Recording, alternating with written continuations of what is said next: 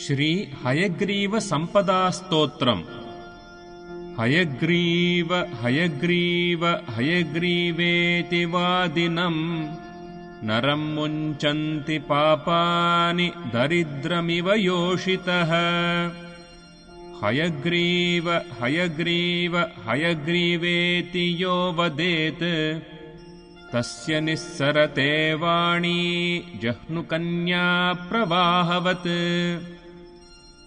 हयग्रीव हयग्रीव हयग्रीवेति यो ध्वनिः विशोभते च वैकुण्ठकवाटोद्घाटनक्षमः।